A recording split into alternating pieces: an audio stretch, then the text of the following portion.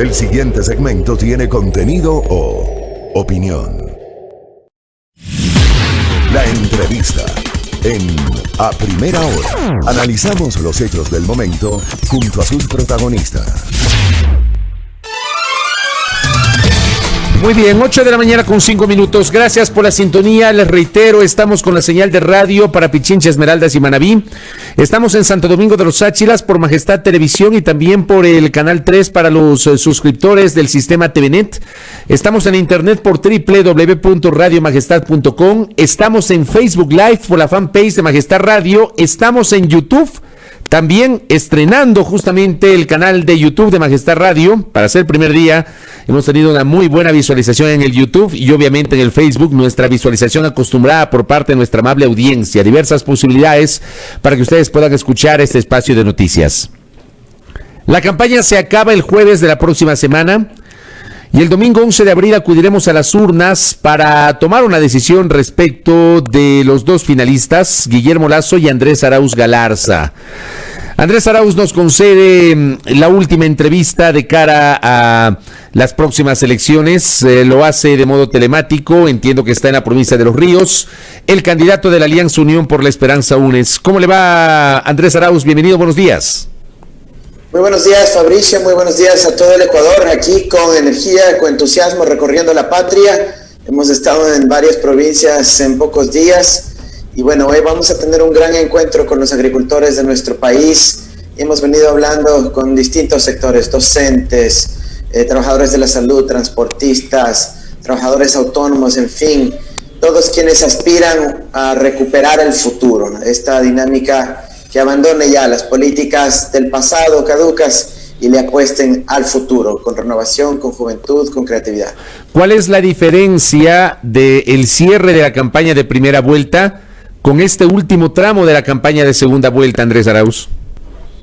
Mira, son muy parecidas, es de recorridos de la patria. Tenemos que seguir hablando con la gente en los distintos rincones de nuestro país. Estamos planteando algunas de las propuestas finales que son las que más preocupan a los ciudadanos, como el alivio de deudas. Fabricio, todos quienes tienen un negocio, quienes tienen un emprendimiento y quienes han tenido que endeudarse para salir adelante, están siendo ahorcados por el endeudamiento. La banca está acosando con llamadas incesantes, con intereses sobre intereses, y nosotros hemos propuesto un plan de alivio de deudas que lo estamos compartiendo con la ciudadanía, incluyendo nuestro aplicativo andresarauz.ec/alivio ahora, que permite a la ciudadanía dimensionar cuánto ahorro va a lograr con la disminución de las cuotas que plantea nuestra reestructuración obligatoria para la banca. ¿Hablamos alivio de las deudas para los clientes del sistema financiero privado o solo público? Hablamos de alivio de deudas también para los clientes del sistema financiero privado. En lo público incluso vamos a hablar de condonación, porque no solo hay deudas con el sistema financiero público, la banca pública, sino también con algunas empresas públicas. Por ejemplo, en Las Palmas, en Esmeraldas, los compañeros comerciantes, artesanos, tienen deudas con Flopec, que es quien les facilita el arriendo. Pero obviamente con el colapso del sector turístico, ahora mismo con la recomendación de que la gente no vaya a las playas, no hay posibilidad de recuperarse. Y la pandemia no fue culpa de ellos. Tiene que haber una acción social, una acción colectiva, y para eso el Estado tiene que actuar en solidaridad con sus ciudadanos. A ver, condonación de deudas de la banca pública, dice Andrés Arauz, pero hablamos de la deuda completa con capital o solo de los intereses. ¿Cuál es la apuesta que usted le hace en esta idea, candidato?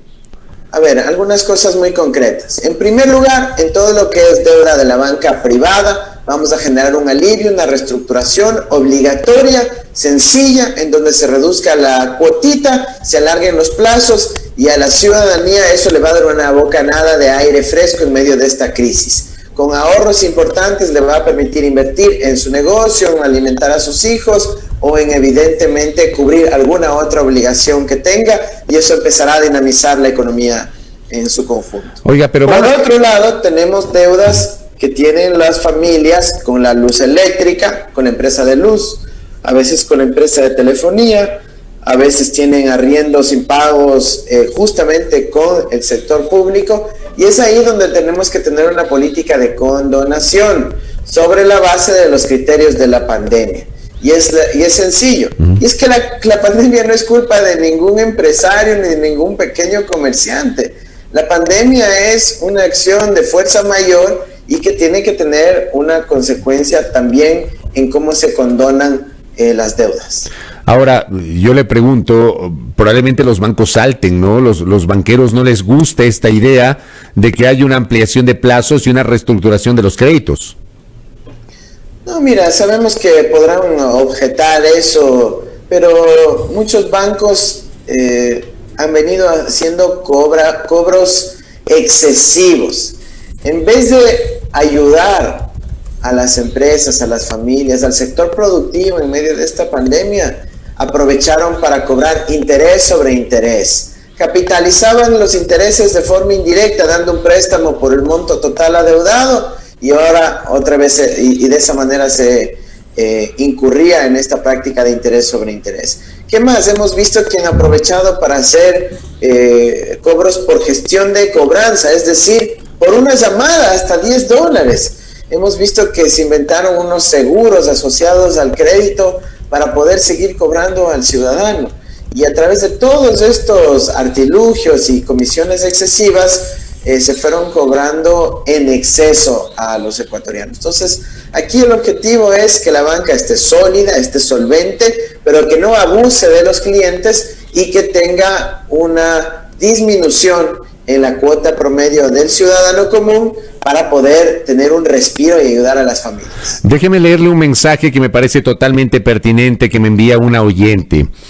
Y me dice, por ejemplo, más cuotas o más cuotitas, o sea, mayor plazo podría implicar el pago de mayores intereses para los bancos. O sea, esa cuotita chiquitita que se puede pagar en este momento a partir de una reestructuración, a mayor plazo termina implicando el pago de mayores intereses para los bancos, nos dice un oyente, candidato Andrés Arauz. Eso es solo si es que no se disminuye la tasa de interés. Pero nosotros estamos proponiendo disminuir las tasas de interés, por ende la cuota, y alargar los plazos. De esa manera el monto total ahorrado a lo largo de la vida del crédito va a ser menor.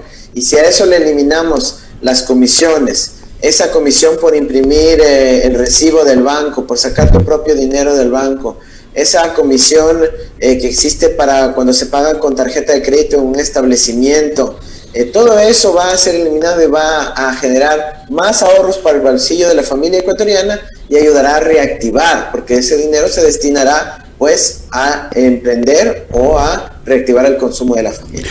Hay una pregunta recurrente asociada justamente a estos alivios que evidentemente son importantes debatirlos, analizarlos y tomar decisiones, y tiene que ver, por ejemplo, con el caso de los créditos que mucha gente tiene con el Banco del Instituto Ecuatoriano de Seguridad Social, con el BIES. Hay gente que perdió el trabajo en el contexto de la pandemia, hay gente que no ha logrado recuperar un empleo formal y resulta que le debe justamente al BIES por préstamos quirografarios o hipotecarios. ¿Qué hacer con este segmento de la sociedad que se quedó sin trabajo y que no puede cumplir con las obligaciones con el BIES, candidato Andrés Arauz?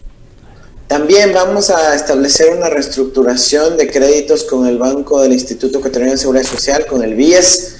Tenemos que ahí todavía analizar algunos elementos técnicos, pues no contamos con toda la información, pero de la información preliminar que es públicamente disponible, sabemos que sí podemos generar una reestructuración o un alivio también para las personas que perdieron su trabajo, como dice Fabricio. La pandemia no es culpa del empresario, del deudor, del que tomó el crédito hipotecario. Tiene que haber una flexibilidad, una posibilidad de darle un respiro en el contexto de esta pandemia, y el plan alivio ahora es fundamental ahí, también en los créditos del BIES para las personas que se quedaron sin empleo.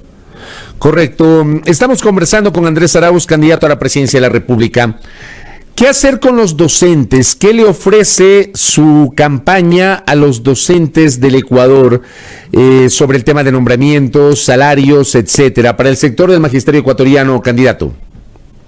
Es justo lo que venía comentando Fabricio. Nosotros hemos hecho varios acercamientos. De hecho, firmamos un gran acuerdo con la red de maestros en la primera vuelta, que obviamente está ratificada para esta segunda, y tiene que ver con la mejora de la calidad educativa, y la mejora de la calidad educativa se consigue con mejores docentes, bien remunerados, bien pagados y obviamente bien capacitados. Entonces, tenemos ahí volver a recuperar el salario de los docentes ecuatorianos. No puede ser que se les haya recortado más del 20% de su remuneración mensual. Tenemos que recuperar el nivel salarial. Tenemos que reincorporar a miles de docentes de nuestro país que fueron desvinculados en el gobierno de Moreno y de Lazo. Tenemos que trabajar en revisar el escalafón docente para que puedan haber mejores condiciones laborales. Vamos a optimizar el proceso de distribución geográfica de los docentes para que puedan estar más cerca de sus comunidades, de sus familias. Vamos a incorporar miles de docentes adicionales a nivel de educación inicial y educación básica y bachillerato para las demandas que tenemos en el sistema educativo. Miren qué doloroso que han salido del sistema educativo expulsados cientos de miles de estudiantes porque el gobierno desfinanció la educación pública. Y esa desfinanciación ocurrió con los votos de Creo en la Asamblea. No podemos olvidar eso. El presupuesto del Estado fue aprobado por Creo, en donde se incluyó la disminución de esos recursos para nuestro sistema de educación. Así que, además de todo eso, la formación, la capacitación, las maestrías de educación continua, la profesionalización, seguirán siendo parte esencial de nuestro programa para los docentes de la patria. Hablando justamente de los docentes, me escribe una docente y me dice, los maestros jubilados trabajan más de 30 años y su pensión no llega a $1,000. ¿Es posible hacer algo con esto, candidato? Tenemos que revisar las condiciones de jubilación de los docentes. Yo conozco eso por experiencia propia. Mi abuelita es docente, fue docente durante 40 años y efectivamente la jubilación no es muy grande, pero es, digamos, suficiente por lo pronto para cubrir lo más esencial de la vida. Así que yo creo que se puede ir revisando esto en el contexto de la sostenibilidad de la seguridad social, y para eso lo más importante es poner a los jóvenes a trabajar, Fabricio. Porque si es que tenemos que cubrir los pagos de las pensiones, las jubilaciones a los mayores, a los jubilados, necesitamos que los jóvenes estén aportando para poder tener esa liquidez, para tener ese dinero y seguir y que el sistema siga funcionando. Así que lo más importante es poner a los jóvenes a trabajar, y para eso tenemos el programa Trabajo Joven, en donde la meta es incorporar a 400,000 jóvenes, en donde la mitad de la remuneración sea pagada por la empresa o donde vayan a trabajar, y la otra mitad sea pagada por el Estado ecuatoriano. De esa manera muchos jóvenes se incorporarán al ámbito laboral por primera vez, y va a ser un gran impulso a reducir esta enorme brecha de desempleo que ocurre en el Ecuador. Ahora bien, usted nos ha hablado de estos temas de los docentes, nos acaba de decir justamente del programa Trabajo Joven, que el Estado también tendría un papel, pero para esto se necesita recursos. ¿De dónde va a salir la plata?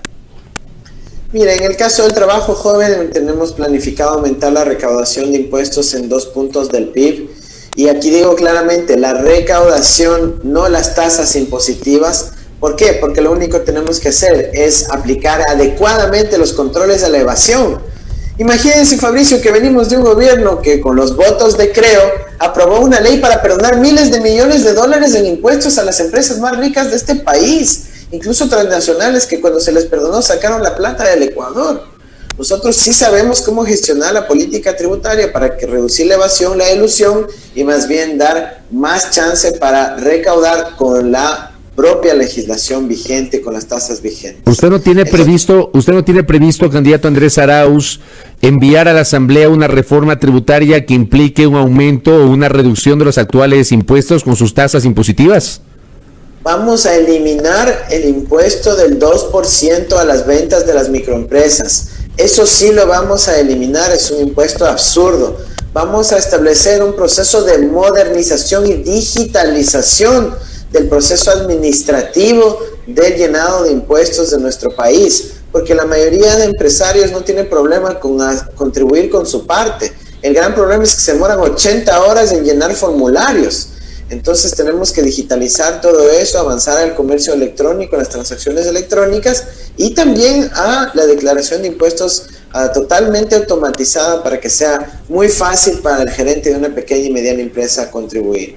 Claro que también haremos algunos pequeños ajustes a ciertas normas tributarias que fueron creadas durante el gobierno de Moreno y Lasso para permitir esa evasión que ocurre ahora. Entonces nosotros vamos a eliminar esas trampitas que fueron dejando en el Código Tributario, en la Ley de Régimen Tributario, para aumentar la recaudación. Eso sí vamos a hacer, Fabricio. Nos piden que le preguntemos también en el contexto de los créditos, ¿qué pasa con los del IESE, con los créditos educativos, sobre los cuales también hay estudiantes que luego se convirtieron en profesionales, que no tienen trabajo, que no han podido pagar?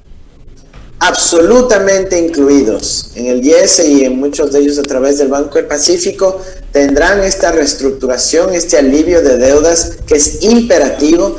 Es más, en los créditos de crédito educativo vamos a ampliar aún más los plazos y reducir la tasa de interés, incluyendo ahí inclusive un periodo de gracia, porque evidentemente es donde más ayuda se tiene que dar, porque no hay trabajo, se necesita esa formación y se necesita que haya los incentivos adecuados. Usted nos decía, va a promover justamente la eliminación de ese impuesto del 2% a las ventas de las microempresas, que además hay un montón de personas naturales que les incluyeron como microempresarios de un momento a otro sin avisarles. ¿Con eso se acabaría también este tema, candidato?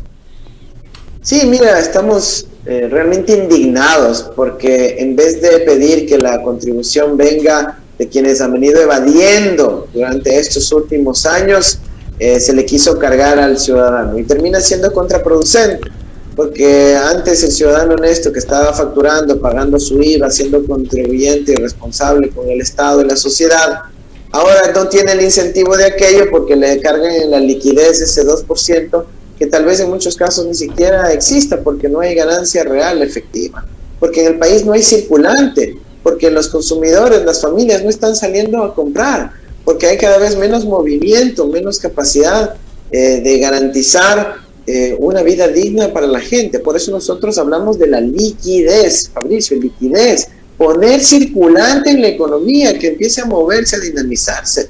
Ahora todos estamos conscientes que además de la asignación de recursos, de que exista crédito, de retomar la obra pública, de la ayuda de emergencia que hemos propuesto de $1,000 a 1 millón de familias, también tenemos que impulsar la vacunación.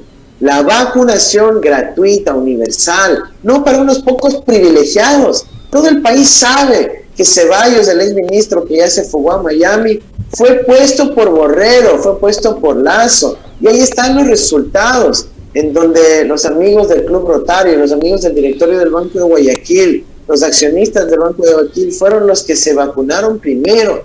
El país tiene que abandonar esa política del privilegio, de la privatización de la salud e ir hacia una vacunación universal. No solo por razones de ética, no solo por razones de salud, porque es indispensable para recuperar la economía nacional. La semana anterior, el Consejo de Administración Legislativa acá, el candidato Andrés Arauz calificó al trámite y asignó a la Comisión de Régimen Económico, no fue la semana anterior, fue esta semana que se calificó el trámite, asignó a la Comisión de Régimen Económico de la Asamblea justamente el trámite del proyecto de ley de defensa de la organización, como lo ha denominado el gobierno. Hay un plazo hasta el 23 de abril para tramitarlo. O sea, el plazo se terminará cuando el país ya conozca quién será el nuevo presidente de la República. No sabemos qué va a pasar en la Asamblea Nacional. Yo creo, y eso apenas una opinión, que lo que decida la Asamblea va a estar directamente atado a lo que ocurre el domingo 11 de abril. Pero vamos a suponer que esa ley se aprueba o entra en vigencia de alguna forma por el Ministerio de la Ley, por ejemplo, ante el silencio administrativo de la Asamblea. Si usted se llega a convertir en presidente de la República el 24 de mayo y esa ley es aprobada, usted va a tener que lidiar con esa ley. ¿Qué va a hacer, candidato Andrés Arauz, si esto ocurre?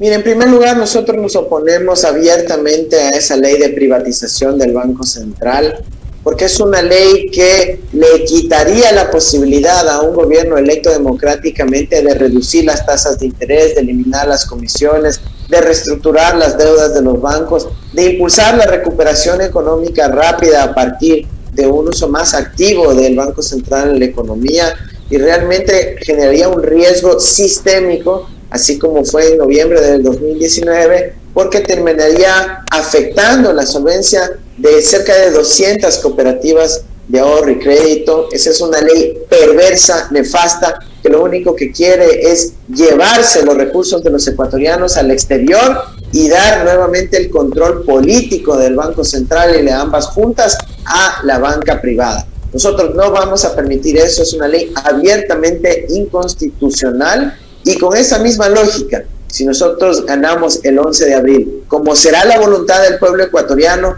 nosotros derogaremos esa ley de forma inmediata, y si tenemos la posibilidad de actuar incluso antes, actuaremos, porque es una ley abiertamente inconstitucional, como lo ha manifestado el propio CAL en varias ocasiones, y como pues el pueblo ecuatoriano se ha dado cuenta. Viola los artículos 302, 303 de la Constitución, cambia la estructura del Estado de forma ilegítima, y eso no debe pasar en la Asamblea Nacional. Candidato Andrés Arauz, ¿qué va a hacer usted si llega a la presidencia de la República con Petroecuador? Mira, Petroecuador y Petroamazonas han pasado un proceso de fusión, creo, algo accidentado.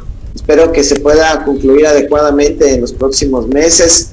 Nosotros aspiramos a que el petróleo ecuatoriano pueda seguir siendo industrializado.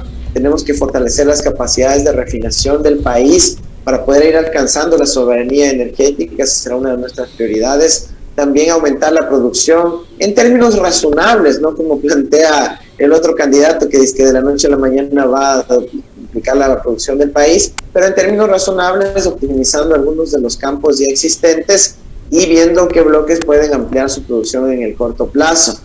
También vamos a, obviamente, seguir trabajando en el fortalecimiento de la empresa para erradicar la corrupción en el ámbito de la contratación petrolera, que los contratos petroleros no estén manejados por unos pocos socialcristianos, sino que puedan ser distribuidos sobre toda la economía popular y solidaria, la pequeña y mediana empresa, a los que están operando ahí en la provincia de Orellana, en Sucumbíos, en Susufindi, en Sacha, en Coca, en Lago Agrio, que tienen capacidad productiva y no tienen que pasar por grandes empresarios intermediarios simplemente para poder trabajar por el país.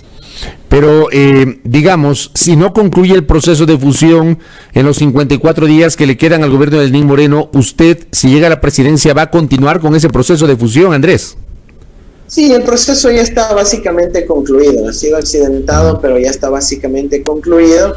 Y yo creo que es importante no volver a deshacer, sino más bien consolidar un gobierno corporativo adecuado que responda a los intereses del país, que le dé capacidad de ejecución adecuada a la empresa, que evite desvinculaciones innecesarias, que más bien aproveche el talento humano que existe en la empresa pública y poder potenciarla para poder servir al Ecuador. Con la fusión de ambas empresas se crea una de las empresas más grandes de América Latina, y tenemos que aprovechar eso para acceder a financiamiento, para acceder a tecnología, para empezar a invertir en investigación científica y tecnológica que podamos aprovechar para las industrias críticas de nuestro país. Así que eso nos dará una fortaleza para poder recuperar el recurso natural que es de los ecuatorianos y no de unas pocas transnacionales como nos han querido acostumbrar en los últimos años. Correcto. Me queda un minuto para una última reflexión.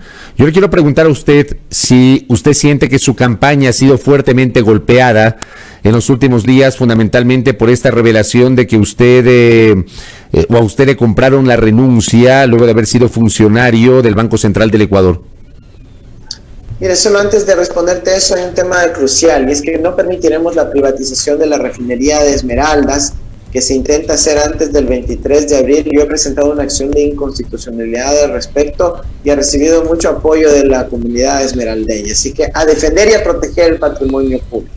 Mira, sobre la campaña y la afectación de esto del Banco Central, esto ha sido una cortina de humo, Fabricio, para poder justamente pasar esta ley de privatización del Banco Central. No es casual que sacan el tema del Banco Central cuando por abajo el CAL aprueba esta modificación, que le quitaría la posibilidad al nuevo gobierno de designar funcionarios de representación en esa instancia. Estamos hablando de que Moreno, días antes de irse, va a nombrar funcionarios que duren 5 años en el cargo. ¡Qué ridículo! ¿Qué es eso, ecuatorianos? No permitamos. Es la forma que ha encontrado el señor Moreno junto con los banqueros de prolongarse en el poder político, en este caso en la regulación del sistema financiero.